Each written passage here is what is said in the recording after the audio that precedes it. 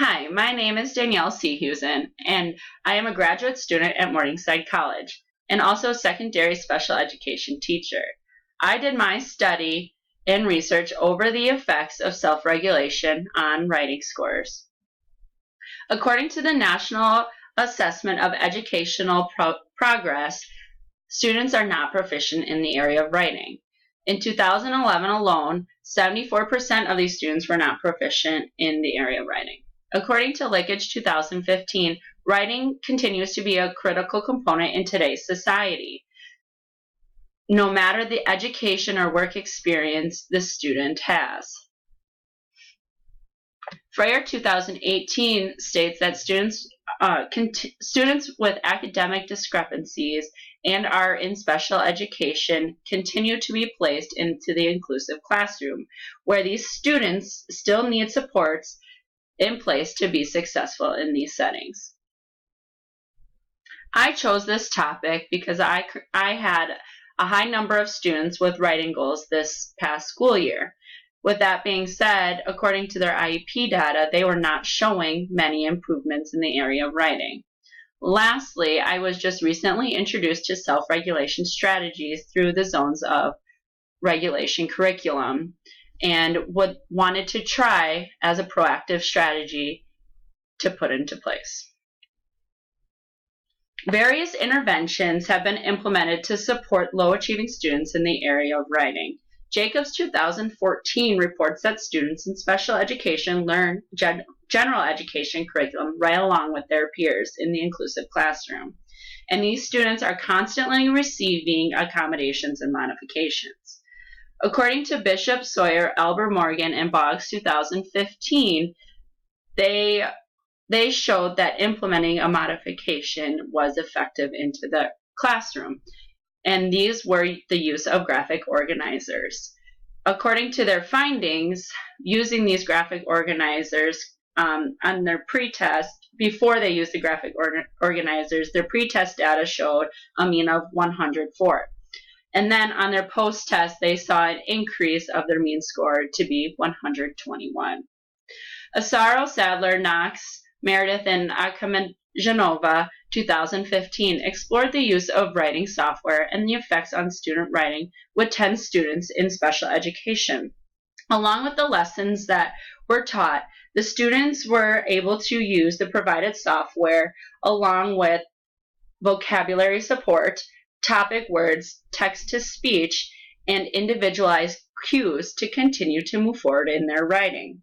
Their mean results showed an increase as well, compared from their pretest at 9.5 to their post-test at 10.2.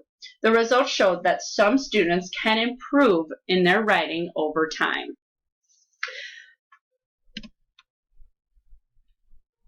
According to Webb 2018, self-regulation is a desired tool for students at risk to be able to successfully work independent with the reduce of stress on a task. Zumbrun and Bruning 2013 tested first grade students with their writing skills while they were also being taught self-regulation skills through the SRSD model, which would be your self-regulation model. This model is related to Zimmerman's self-regulated learning theory. That was the theoretical framework for this study.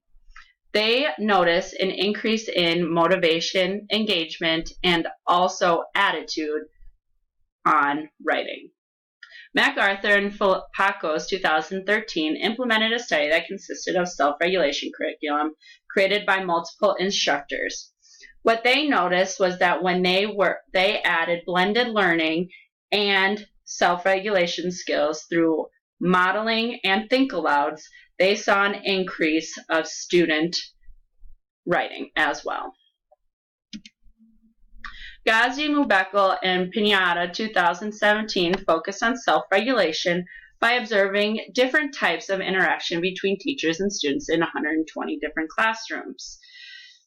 The researchers were looking for instructional support, emotional support, and classroom organization. According to their findings, students with positive teacher interactions acquired better self-regulation skills. And we saw this when they had a p-value of less than 0.05. So teachers need that extra assistance is what they found to help support students. Webb 2018 found that teachers who have been taught how to teach self-regulation strategies will have better outcomes, specifically with students who then can independently practice these strategies. The purpose of this study is to examine the effectiveness of self-regulation strategies to improve student writing specifically tailored for 9th through 12th grade students in special education. This researcher found a gap in the research where self-regulation strategies were mostly implemented in elementary or middle school. However, another gap in research was the fact that the zones of regulation curriculum was not used. Instead, it was always the cyclical phases that Zimmerman has discussed. The researcher hypothesized that if students 9th through 12th grade with learning disabilities use self-regulation strategies, they would earn higher scores on their writing samples. The dependent variable in this research is the student's writing prompts based on a standard writing rubric that I will introduce. The independent variable is the self-regulation strategies that the students were taught and applied prior to demonstrating writing skills. Again, which will be discussed further. This research could possibly change the way teachers implement different interventions by meeting the students' hierarchy needs first, then working towards an academic goal. There were 8 participants, all male students. They ranged from age 14 to 18, which would be your 9th through 12th grade students. They all have Individualized Education Program, which is your IEP. Not all students had writing goals. However, the other students did have some type of goal they were working towards as well. The use of Chromebooks was for their writing, where they were able to use text-to-speech and other accommodations and modifications that can come with your Google Docs. This is an example of the writing rubric used. There was a different writing rubric used for 9th and 10th grade, and then 11th and 12th grade. The criteria stayed the same as you're looking at their focus, organization, and development along with their writing skills. This is an example of the curriculum used, the zones of regulation, a curriculum designed to foster self-regulation and emotional control. This is just one of the lessons used within the study. The baseline phase was the baseline data was collected before Phase A started by students writing a short explanatory writing sample that was untimed and then were graded on their conducive writing rubric that was introduced. Phase A then began and lasted 4 weeks. During this time, participants wrote another writing sample coincidingly with direct instruction on the writing process by also using a graphic organizer and blended learning. So students were getting direct instruction from the researcher or the teacher and through videos. Data was then collected once again on writing scores. The intervention phase also lasted 4 weeks. During this time, students learned multiple self-regulation strategies from the curriculum. At the end, one more data collection on the writing samples was completed. Participants completed all phases during their specially designed instruction time, which amounted to 45 minutes a day. They completed a total of 3 different writing prompts over the course of the study to determine the effects of teaching self-regulation strategies. All writing prompts were explanatory writing prompts given by the special education teacher. This was an AB single subject design that was compared using a paired sample t-test. Data was analyzed at the end of the intervention and added to an Excel spreadsheet to determine the effects of the intervention. There was no significant improvement in writing scores from the beginning of the baseline to the end of the baseline. As you can see, the p-value needs to be 0.05 or lower to be sufficient. However, this current study did not show that. As you can see, the p-values are above those numbers. There was also no significant difference in the scores from the midpoint to the end of the treatment phase for writing scores. However, you do see an increase in mean scores from the baseline to the midpoint, and this could be due to the direct instruction of writing during phase A. Some implication this researcher came across was using untimed writing assignments. According to Webb, Johnson, Meek, Herzog, and Clohesi 2018, self-regulation is a metacognitive technique that will provide students with skills to be both attentive and productive.